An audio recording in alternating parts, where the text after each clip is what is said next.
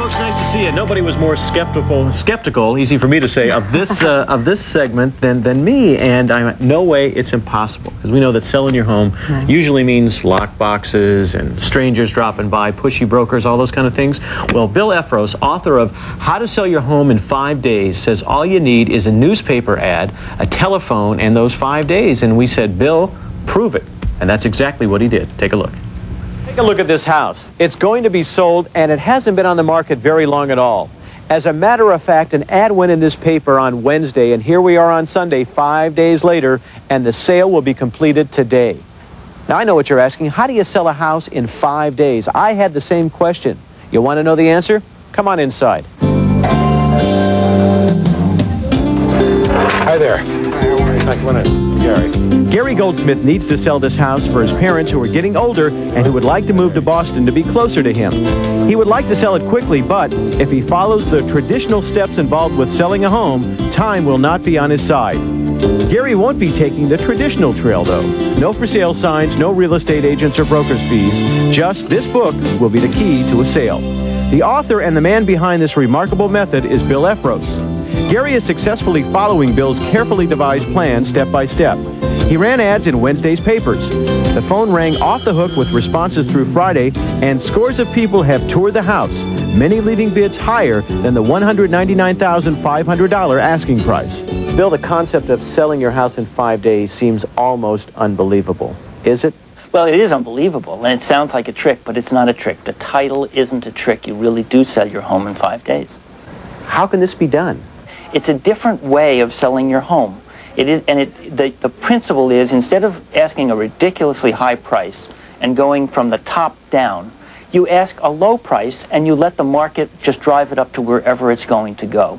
You'll get a fair price. Your buyer will know that they bought it for a fair price. Gary is looking to get a little more than he's asking for the house, but money is not the only issue.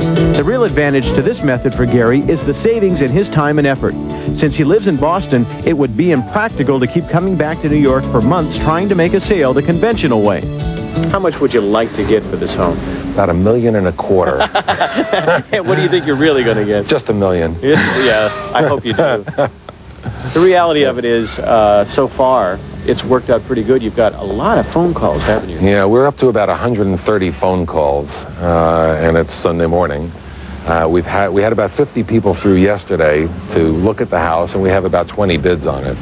As the day goes on, new bids are entered on a bid sheet. You must come see the house to make a viable bid. The highest bids move to the top of the list. But how do you know your highest bidder at the end of the 5-day sale can really qualify as a buyer? You don't. But you also have got 3 people behind them. We'll tell everyone that we will honor the top 3 bids. If the top person doesn't have the money for any reason, or changes their mind, or anything else happens, we simply go to the second. To make this method work for you, Bill recommends being extremely prepared and well organized every step of the way.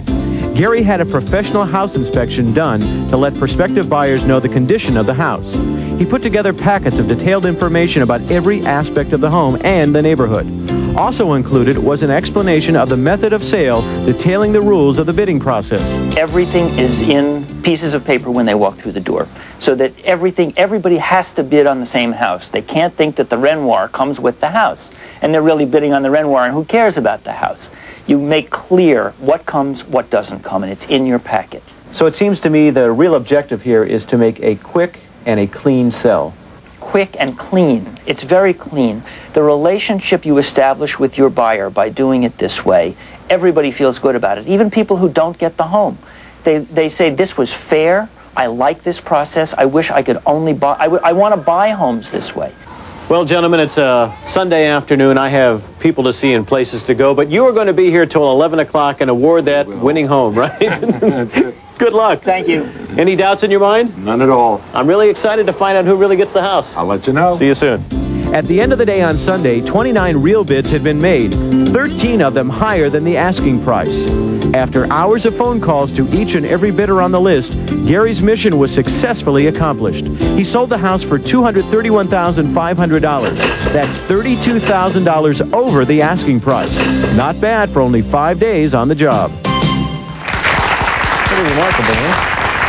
Yeah, it is. that's interesting. Well, I have a couple questions, and joining us right now in our studio is Bill Effros. Nice to see you, Thanks for Bill. coming, Bill. Good to see you. Well, that was very interesting, and one of the things that I thought right away was, legally, what can happen with all of this? If you have bidders that are writing down that they want the house for such and such, is there anything legally that can happen to us? Let's say we decide, no, we're not going to take that bid. Do you understand what I'm asking? Who's not going to take the bid? The owner, just let's say that I decide, I'm not going to take this bid by Nancy. I'm going to take this bid by Bill. Can Nancy come back to me and say, legally, you have to take my bid? She can sue you. I mean, she can sue me. Sure. Wow, that's she can also sue you for gum on the sidewalk, though, if she trips over it. I mean, people can do that. If you're going to do this, you have to be serious about it.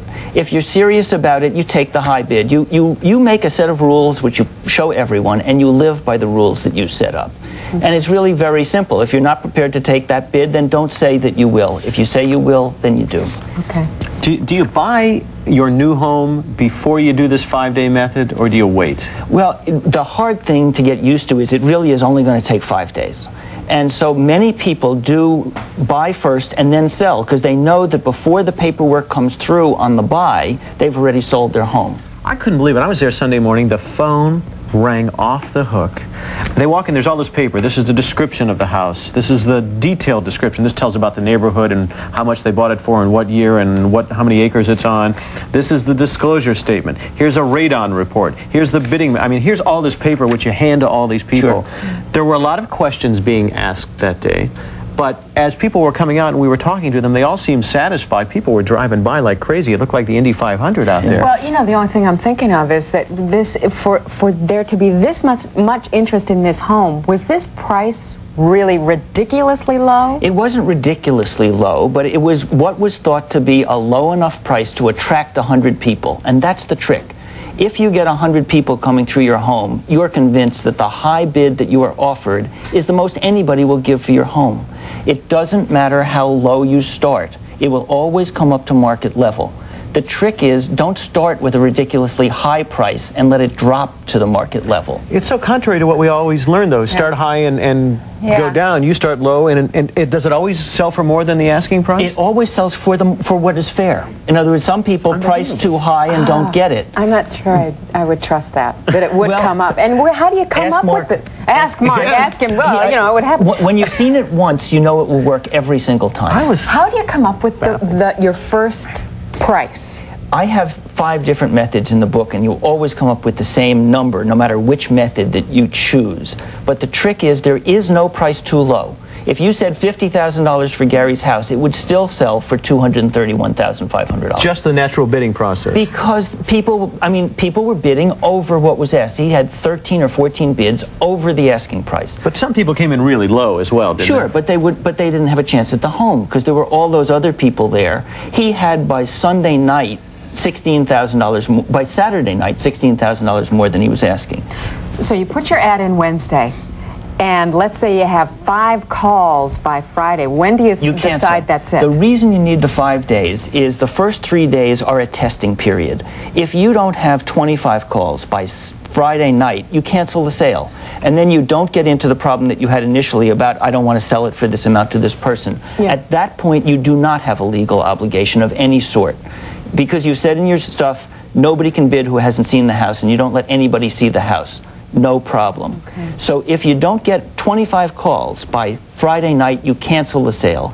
If you do get 25, and Gary had 63 calls by Friday night, he knew that it was going to be fine. What information do you put in that ad in the newspaper? It's on the front cover of the book has everything you need to know. It is the complete ad, and they show that on the screen here. Oh, I got you. Okay. You show where it is, a brief description of the home, the lowest price you would possibly consider or best reasonable offer, inspection Saturday or Sunday 10 to 5, home will be sold by Sunday night to highest bidder, your telephone number. Worst case scenario is after 3 days, no phone calls, you back out of the deal. You don't sell the home. What happens at the end of the 5 days and the bid still isn't, for some reason, where you want it to be? At that point, can you back out? Not really. I mean, you really shouldn't. Only, I mean, people, I guess, can put in a false bid, Sure. which I could get them out of it. But apart from that, there's no reason to. They won't sell the house. That is the fair price for their house. Bill told me people are doing this now with cars, with boats. It's just not for homes. And washing machines and refrigerators and all kinds of things. unbelievable. Everything goes. It does seem kind of exciting, that idea of this is it, that's it, That's it. Sunday, you either bid or it's over. You're Everybody gone. understands it, and it's fair to both the buyer and the seller. Well, thanks, Bill. It's good stuff. Interesting.